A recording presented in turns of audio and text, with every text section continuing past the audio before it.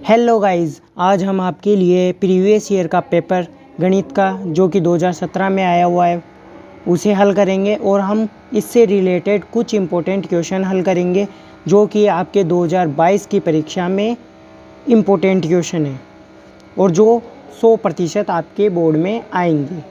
चलिए शुरू करते हैं।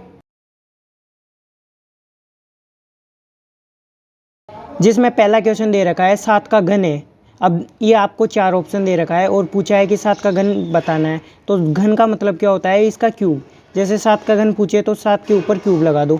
अब ये 7 का क्यूब क्या होता है कि 7 गुणा 7 गुणा 7 होता है, यानी 7 के ऊपर पावर 1, 7 के ऊपर पावर 1, 7 के ऊपर पावर 1। जब इन तीनों पावरों को जोड़ोगे तो ये 3 के बराबर होता है। यानी जब आधार सेम हो तो गुणा में घातें जुड़ती है। अब गुणा कीजिए आप।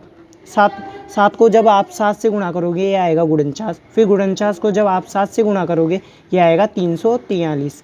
तो इसका उत्तर क्या हो जाएगा, स, जो कि 343 है। अगला क्वेश्चन दे रखा है कि व्यंजक A square plus 2ab plus B square के गुणनखंड कीजिए। आप ध्यान से देखिए तो ये आपका एक फॉर्मूला भी है। कौन सा फॉर्मूला है, ये फॉर्मूला है ए प्लस बी का होल स्क्वायर वाला फॉर्मूला। ये होता है A square plus B square plus 2ab। तो इसके गुणनखंड क्या हो जाएंगे, ए प्लस बी का होल स्क्वायर वाला फॉर्मूला। अगला क्वेश्चन है चौथा, बिंदु 3 व 0 स्थित है एक्स अक्ष पर, वाई अक्ष पर, प्रथम चतुर्थांश में या द्वितीय चतुर्थांश में। अब ये देखो, ये पहली वाली संख्या ये आपको x बताती है और ये पीछे वाली संख्या आपको y बताती है। यानी कि आप जब ग्राफ खींचते हो यहाँ पर 0 होता है, यहाँ पर x एक्सिस होता है और ये y एक्सिस होता है। अब इधर x की वैल्यू पॉजिटिव आती है, ऊपर y की वैल्यू पॉजिटिव आती है और x की वैल्यू इस साइड नेगेटिव आती है और y की वैल्यू नीचे की साइड नेगेटिव आती है। अब क्वेश्चन बोला गया है कि x पर 3 चलो, x पर में 3 आया और y पर कितना चलना है, 0 चलना है। तो y पर ये यहाँ पर हो जाएगा, ये बिंदु यहाँ पर है 3 व 0। अब पूछा गया है कि ये x अक्ष पर है, y अक्ष पर है, प्रथम चतुर्थांश में है या द्वितीय चतुर्थांश में है। ध्यान से देखें तो ये x अक्ष पर स्थित है, ना तो ये प्रथम चतुर्थांश में है न ये चतुर्थ चतुर्थांश में। इसका उत्तर क्या हो जाएगा, x अक्ष पर।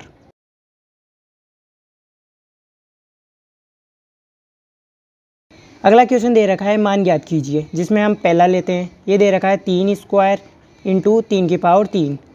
इसे हमें सोल्व करना है। आपने एक फॉर्मूला पढ़ा होगा ए की पावर m गुणा ए की पावर n।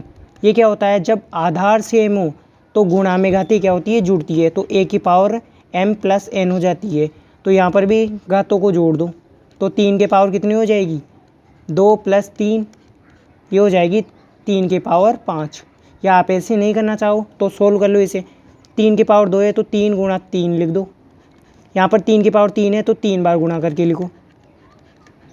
ये होता है 3 तिया 9, ये होता है 3 तिया 9 और ये होता है 9 नाम 81। 81 को जब आप 3 से गुणा करोगे तो मल्टीप्लाई करो, 3 एकम 3, 3 अट्ठे 24। तो इसका उत्तर क्या आ जाएगा, 243।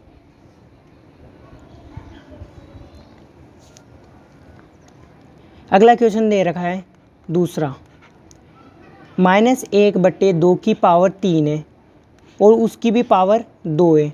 जब भी पावर की भी पावर दे रखी है तो वो आपस में हमेशा गुणा होती है। जैसे कि एक फॉर्मूला है आपकी बुक में, ए की पावर m की भी पावर n है। तो ये जब घात की भी घात दे रखी हो तो वो आपस में गुणा हो जाती है। तो m गुणा n, तो यहाँ पर 3 गुणा 2 करोगे आप, तो यहाँ पर आप 3 गुणा 2 करोगे तो -1/2 की पावर कितनी हो जाएगी, 3 गुणा 2 करो, -1/2, ये हो जाएगा 3 दूनी 6। अब इसकी पावर 6 आई, इसे सोल्व करने पर -1/2 गुणा -1/2 गुणा -1/2 गुणा -1/2 गुणा -1/2 गुणा -1/2, ये आपका आंसर हो जाएगा। ये 6 बार है तो 6 बार लिखा, 1 2 3 4 5 6। अब यहाँ पर देखो माइनस गुणा माइनस क्या होता है, प्लस होता है। माइनस गुणा माइनस क्या होता है, प्लस होता है। माइनस गुना माइनस क्या होता है, प्लस गुना प्लस होता है। अब जब मैं प्लस को प्लस से गुना करूँगा प्लस आएगा, प्लस को प्लस से गुना करूँगा तो भी प्लस आएगा, तो आंसर किस में आएगा, प्लस में। अब ये देखो, एक को एक से गुना करो, फिर एक से गुना करो, फिर एक से गुना करो, फिर एक से गुना करो, फिर एक से, तो उत्तर क्या आएगा, एक। कहने का मतलब ये है कि आप अंश को अंश से गुणा करोगे, हर को हर से गुणा करोगे। 2 दूनी 4, 4 दूनी 8, 8 दूनी 16, 16 दूना 32, 32 दूना 64। तो आपका उत्तर क्या हो जाएगा, 1/64। ये आपका आंसर हो जाएगा। अगला क्वेश्चन दे रखा है छठा, एक राजकीय विद्यालय में पर्यावरण पखवाड़े के अंतर्गत रोपे गए पौधों में 25% नीम के पौधे लगाए गए। यदि लगाए गए कुल पौधे 180 हैं तो नीम के पौधों की संख्या कितनी है। क्वेश्चन बोला गया है कि कुल पौधे कितने, ये आपके 180 पौधे हैं, जिसमें से 25% तो नीम के हैं, 25% नीम के पौधे हैं। अब पूछा है कि नीम के पौधों की संख्या बताना है आपको, तो 180 का आप 25% निकालोगे। 180 का आप 25% कैसे निकालोगे, 25 से गुणा करोगे और 100 का भाग दोगे, 0 से 0 कट गई। जब आप 18 को 25 से मल्टीप्लाई करोगे तो आंसर क्या आएगा, जब आप 18 को 25 से गुणा करोगे तो आपके पास उत्तर आएगा 450, और ये 10 बट्टे में इस एक 0 से ये 0 कट जाएगी, तो उत्तर क्या आ जाएगा, 45। अतः नीम के पौधों की संख्या कितनी है, 45।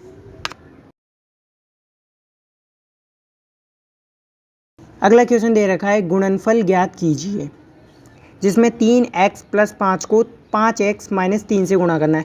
जब भी ऐसे क्वेश्चन आ जाए तो आप इस वाले पहले पद को पूरे ब्रैकेट से गुणा करोगे, 3x 5x - 3। फिर देखोगे यहाँ पर प्लस है या माइनस है, प्लस है तो प्लस का चिन्ह लगाओगे, फिर इस 5 को पूरे ब्रैकेट से गुणा करोगे। फिर वही यहाँ पर काम करना है, पहले इस 3x को 5x से गुणा करोगे, फिर 3x को 3 से गुणा करोगे। ऐसे ही 5 को पहले 5x से गुणा करोगे, फिर 3 से गुणा करोगे। अब देखो 3x को जब मैं 5x से गुणा करता हूँ, पहले 3x गुणा 5x। अब देखो यहाँ पर प्लस है, यहाँ पर माइनस है, तो प्लस गुणा माइनस क्या होता है, माइनस। 3x गुणा 3 लिखोगे, प्लस 5 गुणा 5 x। अब ये यहाँ पर देखो प्लस इंटू प्लस क्या होता है, प्लस, इसलिए मैंने प्लस का चिन्ह लिखा। अब ये देखो प्लस इंटू माइनस क्या होता है, माइनस, तो आप माइनस का चिन्ह लगाओगे और 5 गुणा 3 लिखोगे। अब देखो चर चर से गुणा होगी और अचर अचर से गुणा होगी। इसमें अचर क्या है, 5 और 3 है, और चर क्या है, x और x है, तो अचर को अचर से गुणा करो, 5 × 3 = 15। x गुणा x क्या होगा, x² हो जाएगा, और ये 3 को 3 से गुणा करो, 3 × 3 = 9 x। यहाँ पर 5 × 25 x, और यहाँ पर 5 × 3 = 15। अब 25 में से 9 घटाना है आपको, चलो हम 25 में से 9 घटाएंगे, तो उत्तर आएगा हमारे पास 16 - 15। ये x है, तो आपका आंसर यहाँ तक हो जाएगा। उत्तर क्या आया, 15x² + 16x - 15, ये इसके गुणनफल हो जाएंगे।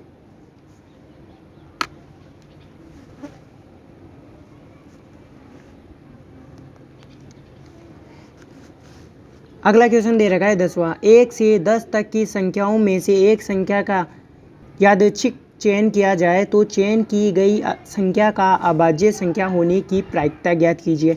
हम 1 से लेकर 10 तक गिनती लिखते हैं पहले।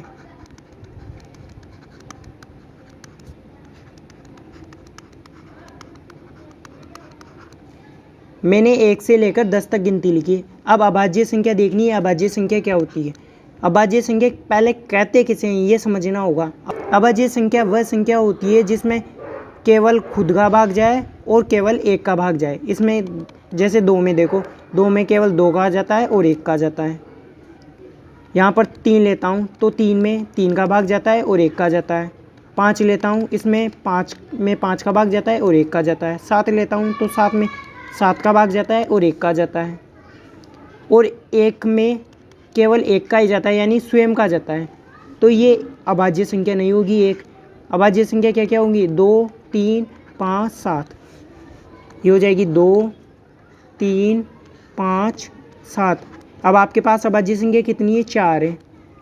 और कुल परिणाम कितने? 1 2 3 4 5 6 7 8 9 10।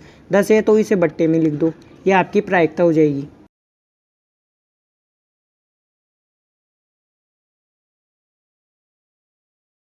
अगला क्वेश्चन दे रखा है, एक सिक्के को उछालने पर चित आने की प्रायिकता लिखी है। जब मैं सिक्के को उछालूंगा तो केवल या तो चित आए या पट आए, इन दोनों में से कुछ एक ही आएगा। चित आने की प्रायिकता क्या है? केवल एक है। और कुल परिणाम कितने हैं? 2 है, तो इसका आंसर हो जाएगा 1/2।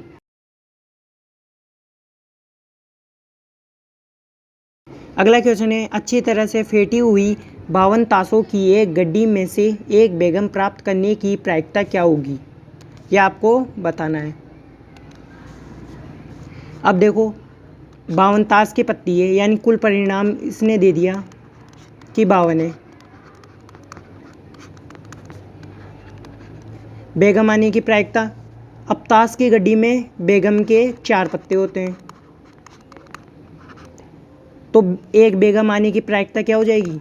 4/52। ये आपका आंसर हो जाएगा। यानी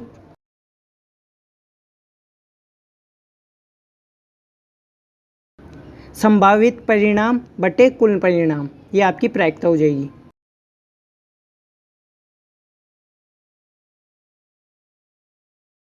अगला क्वेश्चन है, एक थैले में से एक जैसी 4 लाल गेंदें और 2 पीली गेंदें हैं।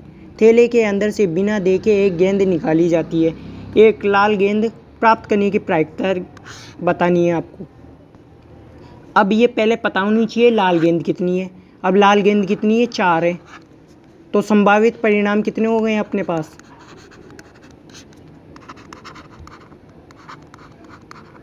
संभावित परिणाम आपके पास 4 है, और कुल परिणाम कितने हो गए? ये आपके पास हो गए 4 तो लाल गेंद के और 2 पीली गेंद के, तो ये आपके पास 6 हो गए। अब संभावित परिणाम आपके पास 4 है और कुल परिणाम 6 है, तो ये इसकी लाल गेंद निकालने की प्रायिकता ये हो जाएगी।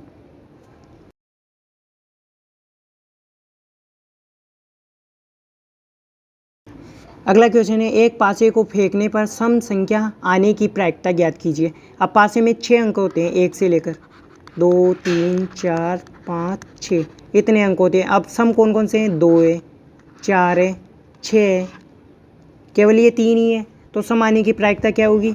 3 बटे, और कुल परिणाम कितने? 6, तो ये इसका उत्तर हो जाएगा 3/6। अगर काटना चाहो तो 3 एकम 3, 3 दूनी 6, तो उत्तर हो जाएगा 1/2।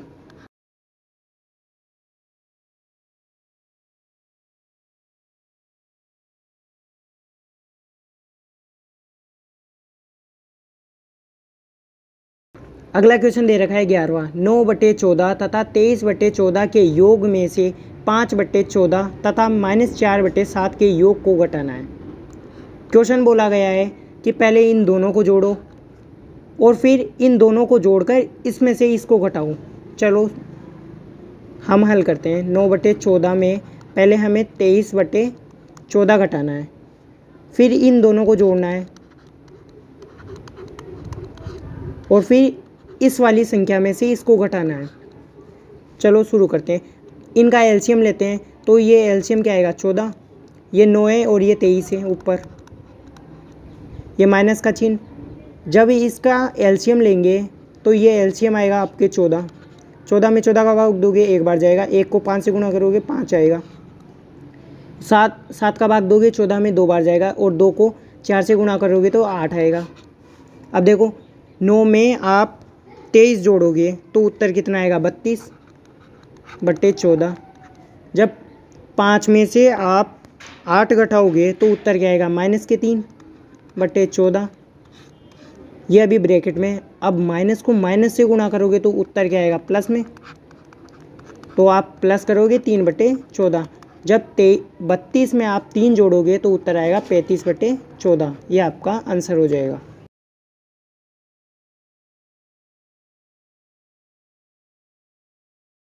अगला क्वेश्चन दे रखा है, निम्न संख्याओं की 3 व 9 से विभाज्यता की जांच कीजिए। 3 व 9 का विभाज्यता का नियम यह कहता है कि आप संख्याओं को जोड़ो, अगर उसमें 3 का भाग जाता है तो वह पूरी संख्या 3 से विभाज्य होगी। अगर 9 का पूरा भाग जाता है तो वह 9 से भी पूरी तरह भाग जाएगा। जैसे ये संख्या दे रही थी, ये पहली वाली 1 8 3 9। अब इन संख्याओं को आपस में जोड़ो, 8 और 1 9, 9 और 9 18, 18 और 3 होते हैं आपके पास 21। क्या 21 में 3 का भाग जाता है? क्या जाता है? 3 सत्ते 21 होता है। तो ये पूरी संख्या भी 3 से विभाज्य होगी। अब ये बताओ कि क्या 21 में 9 का भाग जाता है? क्या नहीं जाता, तो ये 9 से विभाज्य नहीं होगी। अगला है क्वेश्चन दूसरा, 2 3 6 6 3 7। अब 2 में 3 जोड़ोगे, फिर 6 जोड़ोगे, फिर 6 जोड़ोगे, फिर 3 जोड़ोगे, फिर 7 जोड़ोगे। चलिए हम जोड़ते हैं। 2 में हम 3 जोड़ेंगे तो उत्तर आएगा 5। 5 में जब 6 जोड़ेंगे तो उत्तर आएगा 11। 11 में जब 6 जोड़ेंगे तो आएगा 17। 17 में 3 जोड़ेंगे तो उत्तर आएगा 20। 20 में जब हम 7 जोड़ेंगे तो उत्तर आएगा 27। अब 27 में 3 का भी भाग जाता है और 9 का भी भाग जाता है। 3 का भाग दोगे आप 27 में, 3 नाम 27 होता है, और 9 का भाग दोगे आप 27 में, तो ये कितनी बार जाएगा? 3 बार। तो ये पूरी संख्या भी 9 से विभाज्य होगी।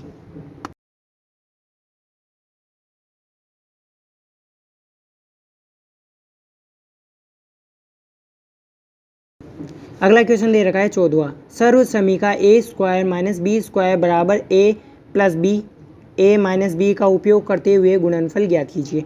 आपको ये सर्व समीका दे दी, a² - b² बराबर होता है a प्लस बी और a माइनस बी। आपको ये समीकरण दिया है, इसे इस सर्व समीका से हल करना है।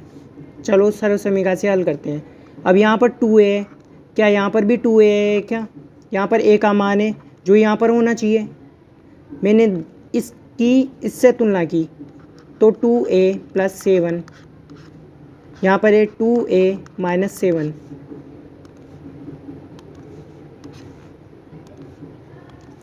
जब मैं इससे इसकी तुलना करूँ तो a की जगह मुझे दिखा 2a है, b की जगह 7 है, यहाँ पर भी a की जगह 2a है और b की जगह 7 है। तो मुझे पता चला कि a की जगह मुझे क्या रखना है? 2a रखना है, और b की जगह मुझे क्या रखना है? 7 रखना है। चलो a की जगह मैं रखता हूँ 2a। इसका स्क्वायर है तो इसका भी स्क्वायर करोगे, यहाँ पर माइनस है तो माइनस लगाओगे। अब b की जगह मैंने देखा कि यहाँ पर 7 है तो 7 रखोगे, यहाँ पर स्क्वायर है तो इसका भी क्या करोगे? स्क्वायर करोगे। अब ये पावर इसकी भी होगी, इसकी भी होगी, और जब ये 2 की पावर होगी तो 2 गुणा 2 हो जाएगा। a की पावर 2 होगी तो ये a² हो जाएगा, और 7 को 7 से गुणा करोगे तो ये हो जाएगा 49। ये हो जाएगा 2 दूनी 4 a² माइनस 49। ये इसका आंसर हो जाएगा। अगला क्वेश्चन दे रखा है दूसरा, ये आपको दे रखा है p² प्लस q² गुणा p² माइनस q²। फिर से इस समीकरण से इसकी तुलना करूँगा तो a plus b, a minus b, ये समीकरण होता है a² माइनस b² वाला फॉर्मूला। अब यहाँ पर देखा मैंने a की जगह इसने क्या लिखा है? p² लिखा है, b की जगह q² लिखा है। क्या आगे भी ऐसा ही लिखा है कि इसने? a की जगह देखा मैंने q² है, p² है, और b की जगह यहाँ पर क्या है? q² है। तो मैं a की जगह क्या रखूँगा? इस a² माइनस b² में a की जगह मैं रखूँगा p²। जब यहाँ पर स्क्वायर है तो इसका भी क्या करूँगा? स्क्वायर करूँगा, फिर माइनस का चिन्ह लगाओगे। फिर ये b है, b का मान देखा मैंने, यहाँ पर एक q²। जब इसका स्क्वायर है तो इसका भी आप क्या करोगे? स्क्वायर। जब भी घात की भी घात हो तो वो आपस में गुणा होती है, तो p की पावर 4 हो जाएगी माइनस q की पावर 4। ये आपका आंसर हो जाएगा।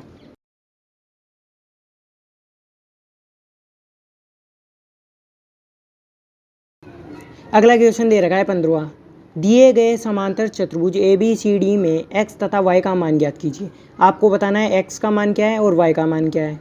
इससे पहले हम समझते हैं कि ये समांतर चतुर्भुज होता क्या है।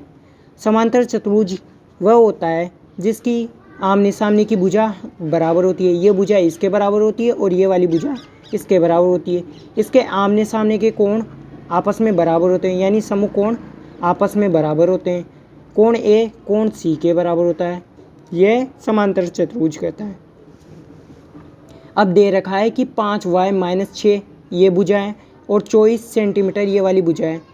हमने गुणधर्म पढ़ा था समांतर चतुर्भुज का कि इसके आमने सामने की भुजा बराबर होती है। तो मैं क्या करूँगा, 5y-6 को 24 के बराबर कर दूँगा। जब ये -6 इधर है तो उधर जाते ही प्लस में हो जाएगा, तो 5y बराबर 24, इधर का माइनस उधर में जाते ही प्लस में हो जाएगा, तो ये +6 करोगे आप, तो ये 5y बराबर हो जाएगा 30 के।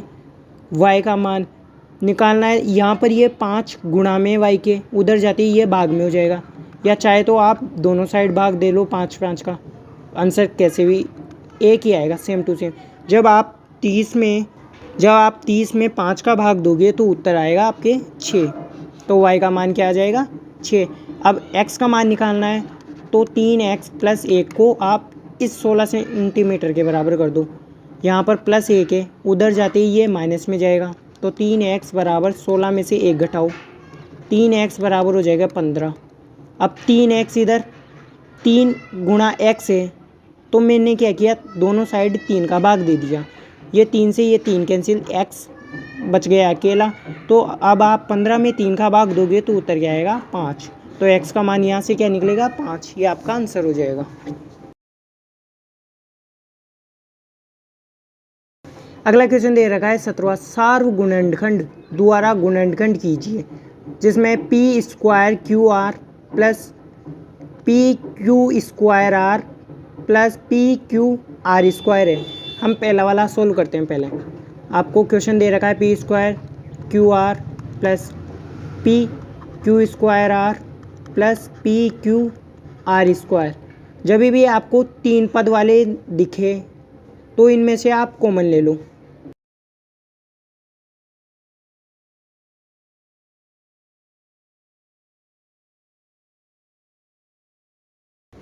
जब भी क्वेश्चन में अगर 2 पद वाले आ जाएं या 3 पद वाले आ जाएं तो आप इनमें जो कॉमन हो उसे बाहर निकालो।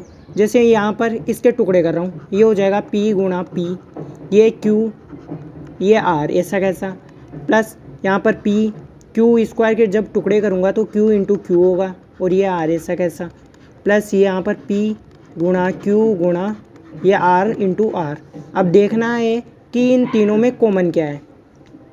यहाँ पर p है, यहाँ पर p है, यहाँ पर p है, यहाँ पर q है, यहाँ पर q है और यहाँ पर q है।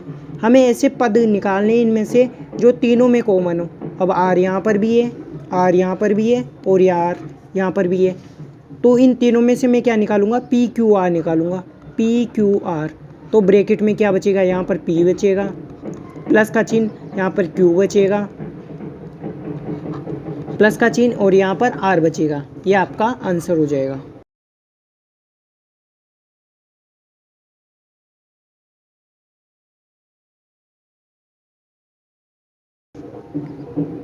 अगला क्वेश्चन है दूसरा, बहुपद 18m³ plus 6m² plus 12m में 3m से भाग दीजिए।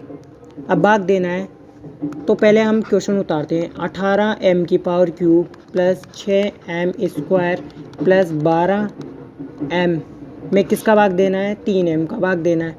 जब भी ऐसे क्वेश्चन आ जाए तो आगे वाले इन पदों का पहले टुकड़े कर लो। जैसे ये 18 के टुकड़े करोगे तो 18 का HCF लोगे, पहले 2 का भाग दो, 2 नाम 18, फिर 3 तिया 9, फिर 3 एकम 3, ये इसके टुकड़े हो गए।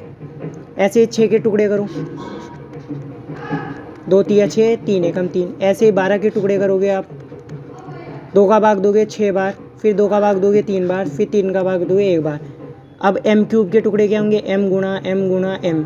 चलो सोल्व करते हैं। 2 गुणा 3 गुणा 3 गुणा m गुणा m गुणा m, ऐसे ही प्लस। अब 6 के टुकड़े आपने क्या किए थे, 2 गुणा 3 किया था, यहाँ पर हो जाएगा m गुणा m, फिर प्लस का चिन्ह। 12 के टुकड़े क्या हुए, 2 गुणा 2 गुणा 2, 3 इंटू m, बट्टे में था 3m। अब ये देखना है कि जो इन तीनों में कॉमन क्या है। मैंने देखा यहाँ पर m है, यहाँ पर भी m है और यहाँ पर भी m है, यहाँ पर 3 है, यहाँ पर भी 3 है और यहाँ पर भी 3 है। हमें ऐसे पद निकालने हैं जो तीनों में कॉमन है। यहाँ पर 2 है, यहाँ पर 2 है और यहाँ पर 2 है। तो इन्हें बाहर निकालने पर यहाँ से हम 2 गुणा 3 गुणा m कॉमन लेंगे तो यहाँ पर क्या बचेगा 3m² बचेगा। यहाँ पर बचेगा प्लस का चिन्ह, यहाँ पर m बचेगा, प्लस का चिन्ह यहाँ पर बचेगा 2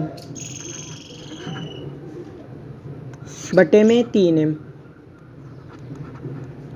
अब देखो इस 3m से ये 3m कैंसिल हो जाएगा तो उत्तर क्या आएगा 2 गुणा 3m² प्लस m प्लस 2, यह आपका आंसर हो जाएगा।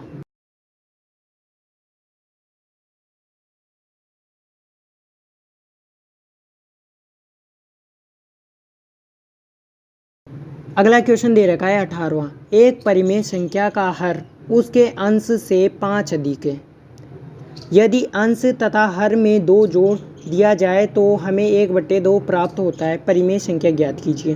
परिमेय संख्या होती है बट्टे वाली संख्या को हम परिमेय संख्या कहते हैं, जैसे p/q।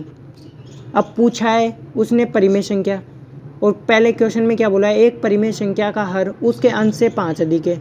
अंश से 5 अधिक है तो मैंने माना कि अंश x है। अंश मैंने क्या माना कि वो x है, तो हर क्या हो जाएगा, हर उसके अंश यानी x से 5 अधिक है तो इसका हर हो जाएगा आपका x + 5।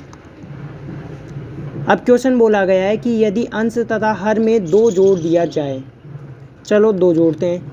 x/x + 5 था, अब इसमें 2 ऐड किया मैंने दोनों साइड, तो हमें संख्या वो क्या मिलती है 1/2 संख्या प्राप्त होती है। तो परिमेय संख्या बताना है। अब देखो x + 2 और यहाँ पर है x + 5 + 2। अब इन्हें सोल्व करने पर x + 2 और ये हो जाएगा x + 7 = 1/2।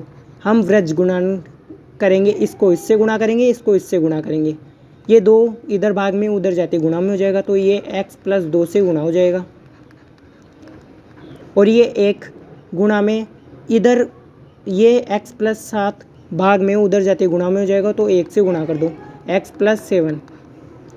अब ये 2 x से भी गुणा होगा और ये 2 इस 2 से भी गुणा होगा। ऐसे ही 1 इससे भी गुणा होगा और 1 इससे भी गुणा होगा। चलिए गुणा करते हैं। 2 को जब 1 से गुणा करोगे तो ये हो जाएगा 2x, प्लस 2 को 2 से गुणा करोगे तो ये हो जाएगा 4। 1 को किसी भी संख्या से गुणा करो वही संख्या आती है। मैंने ऐसे कैसे उतारा। अब ये x इधर प्लस है, उधर जाते ही माइनस में हो जाएगा, तो 2x में से x घटाओगे, और ये प्लस का 4 उधर जाते ही माइनस में हो जाएगा, 7 में से 4 घटाओगे। अब 2x में से x गया तो उत्तर आएगा x, 7 में से 4 गया तो आपके पास उत्तर आएगा 3। तो वो x की वैल्यू 3 है। इस वाले समीकरण में आप मान रखो, तो x/x + 5 में हम क्या करेंगे, मान रखेंगे। तो x की जगह 3 रखोगे और x की जगह 3 + 5, ये आपका आंसर हो जाएगा 3/8।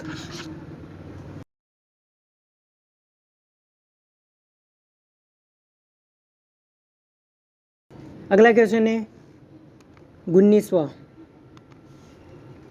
उपयुक्त विकल्प चुनकर रिक्त स्थानों की पूर्ति कीजिए जिसमें ऐसा चतुर्भुज जिसमें आसन भुजाओं के 2 जोड़े समान माप के हो उसे खालिस्तान कहते हैं। अब ये बताना है समांतर चतुर्भुज है या पतंग है।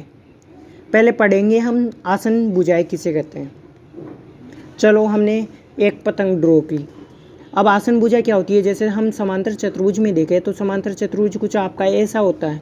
अब आसन भुजा ये होती है कि इसके पास वाली भुजा कौन सी है, ये वाली हो सकती है, तो ये आपस में क्या होती है, आसन भुजा होती है। चाहे तो आप ये इस भुजा के साथ ये वाली भुजा देख लो, यानी जो भुजा आपस पास पास बैठी हो उसे आसन भुजा कहते हैं। जैसे एक ही पंगत में बैठी है, चाहे तो ये वाली भुजा इसके भी आसन है या इसके भी आसन है, कोई सी भी 2 भुजा ले लो। अभी क्वेश्चन बोला गया ऐसा चतुर्भुज जिसमें आसन भुजाओं के 2 जोड़े समान माप के हो उसे खालिस्तान कहते हैं। अब देखो पतंग में देखें तो पतंग में ये वाली भुजा और ये वाली भुजा दोनों आपस में बराबर है, तो इसका उत्तर क्या हो जाएगा, पतंग में। इसका उत्तर हो जाएगा पतंग। लेकिन समांतर चतुर्भुज की आमने सामने की भुजा बराबर होती है, ना कि ये आसन भुजा है, तो इसका उत्तर समांतर चतुर्भुज ना होकर इसका उत्तर हो जाएगा पतंग।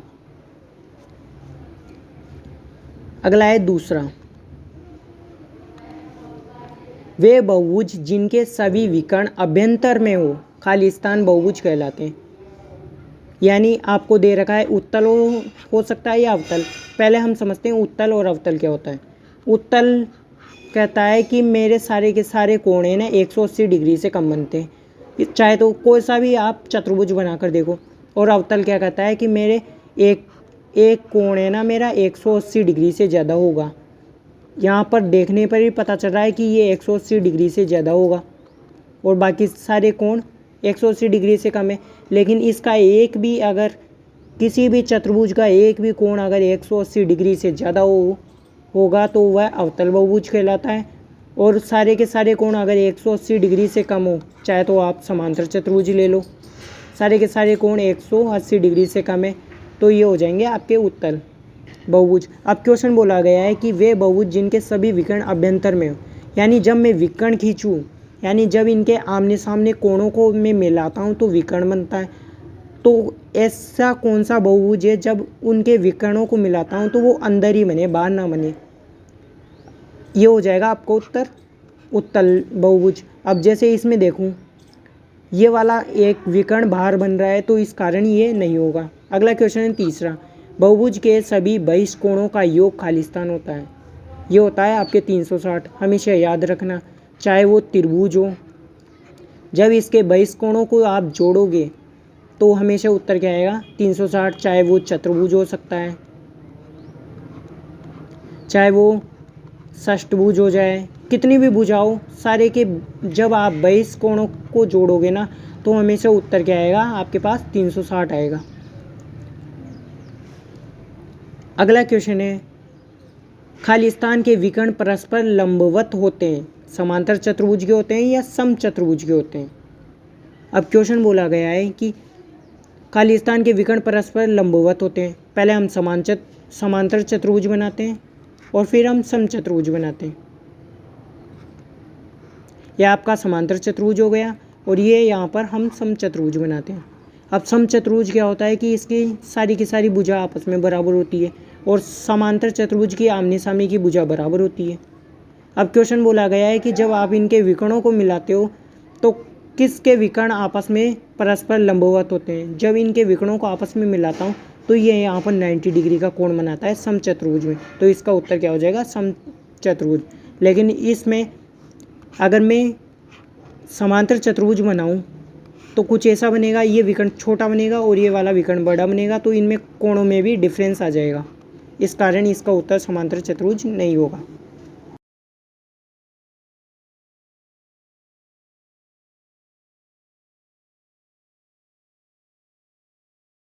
अगला क्वेश्चन दे रखा है 20वां, नीचे दिए गए पाई चार्ट में वाहन चालकों की विभिन्न गलतियों को दर्शाया गया है। पाई चार्ट की सहायता से निम्नलिखित प्रश्नों के उत्तर दीजिए। आपको ये एक पाई चार्ट दर्शाया गया है, इसमें कहा गया है कि 10% है ना यातायात नियमों की अवहेलना करने से दुर्घटना हुई है उनकी, 20% खतरनाक तरीके से वाहन चलाने से हुई है, 25% अन्य कारण से हुई है, शराब पीकर वाहन चलाने से 15% की दुर्घटना हुई है और वाहन तेज़ गति से चलाने से 30% की दुर्घटना हुई है। तो पहला क्वेश्चन पूछा है इसने, यातायात नियमों की अवहेलना करने पर कितने प्रतिशत दुर्घटना हुई। ये हुई है 10% की, तो इसका उत्तर हो जाएगा 10%। अगला क्वेश्चन है दूसरा, खतरनाक तरीके से वाहन चलाने से कितने प्रतिशत दुर्घटना हुई। अब कितने प्रतिशत की हुई है 20% की। अब अगला क्वेश्चन है, सबसे ज़्यादा दुर्घटनाएं वाहन चालक की किस गलती से हुई है। सबसे ज़्यादा किस गलती से हुई है, वाहन तेज गति से चलाने से हुई है। यही तीसरे का उत्तर हो जाएगा। अगला क्वेश्चन है चौथा, न्यूनतम दुर्घटनाएं वाहन चालक की किस गलती से हुई है। सबसे कम यातायात नियमों की अवहेलना करने से हुई है। यह आपका चौथे का उत्तर हो जाएगा।